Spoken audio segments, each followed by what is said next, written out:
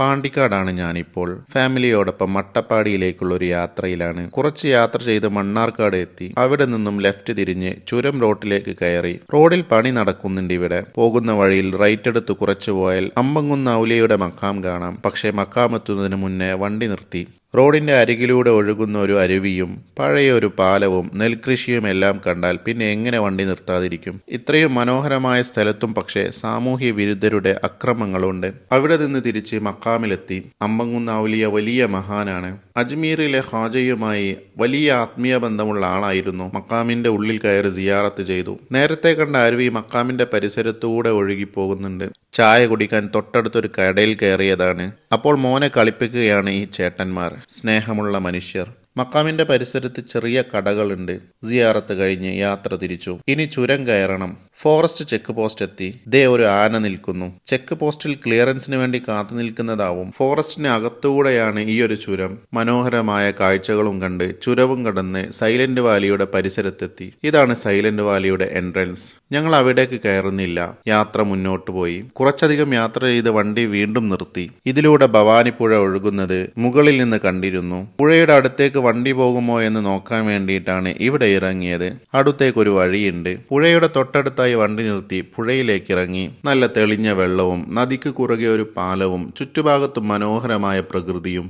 2 മണിക്കൂറിലേറെ സമയം ഞങ്ങൾ അവിടെ ചിലവഴിച്ചു. എന്നിട്ട് വീണ്ടും യാത്ര തുടർന്നു. ഇങ്ങനെ ഒരു മയിൽക്കുറ്റി കണ്ടപ്പോൾ വണ്ടി നിർത്തി. ഇടതുഭാഗത്തേക്ക് പോയാൽ നരസിമുക്ക് എത്തും. ആ വഴി യാത്ര തുടർന്നു. തീർത്തും ഗ്രാമക്കാഴ്ചകൾ നിറഞ്ഞൊരു വഴി. ഇടയ്ക്ക് ഇങ്ങനെ ഒരു കൊടി കണ്ടപ്പോൾ ഞങ്ങൾ വണ്ടി നിർത്തി. പള്ളിയാണെങ്കിൽ നിസ്കരിക്കുകയും ചെയ്യാം. വണ്ടി നിർത്തി മുകളിലേക്ക് നടക്കണം. ഒരു കുന്നിന്റെ മുകളിലാണ് ഇത്.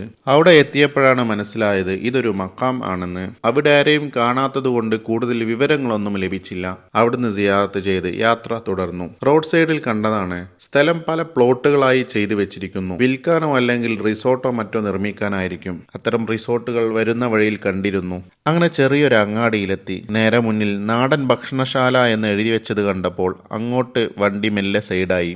ചെറിയൊരു ഹോട്ടലാണ്. ചോറും മീനുമാണ് ഭക്ഷണം. ബിരിയാണിയൊക്കെ ഇവിടെ ലഭ്യമാണ്. ഹോട്ടലിലെ ആളോട് ചോദിച്ചപ്പോഴാണ് അറിഞ്ഞത് ഇതാണ് നരസിമുക്ക്. ഇവിടുന്ന് വലത്തേക്ക് താവളവും നേരെ കാണുന്നത് വന്ന വഴിയുമാണ്. താവളം ഭാഗത്തേക്ക് കുറച്ച് സഞ്ചരിച്ചു. മനോഹരമായ കൃഷിയിടങ്ങൾ. ഇവിടെയും ഭവാനിപ്പുഴയിലേക്ക് ഇറങ്ങാൻ പറ്റുന്ന സ്ഥലമുണ്ട്. അവിടെ പക്ഷെ ഒരുപാട് ആളുകളുണ്ട്. ഞങ്ങൾ വണ്ടി തിരിച്ച് അട്ടപ്പാടി വ്യൂ പോയിന്റ് ഭാഗത്തേക്ക് പോയി. വ്യൂ പോയിന്റ് ഇറങ്ങി കാണാനൊന്നും നിന്നില്ല. അവിടുന്ന് അടിയിലേക്ക് നോക്കുമ്പോൾ ഒരു പട്ടണം കാണുന്നു. ഏതായാലും അവിടെ വരെ ചെല്ലാമെന്ന് കരുതി ആ റോട്ടിലൂടെ തന്നെ യാത്ര തുടർന്നു. അടിയിലെത്തിയപ്പോഴാണ് മനസ്സിലായത് ഇതാണ് അഗളി ടൗൺ. അങ്ങനെ ഞങ്ങൾക്ക് തിരിച്ചു പോകേണ്ട റോട്ടിലെത്തി. ഇനി നേരെ നാട്ടിലേക്കാണ്. ഇതൊരു ചെറിയ വീഡിയോ ആണ്. അടുത്ത എപ്പിസോഡിൽ മറ്റൊരു വിശേഷമായിട്ട് വീണ്ടും കാണാം. ഒരു മിനിറ്റ്.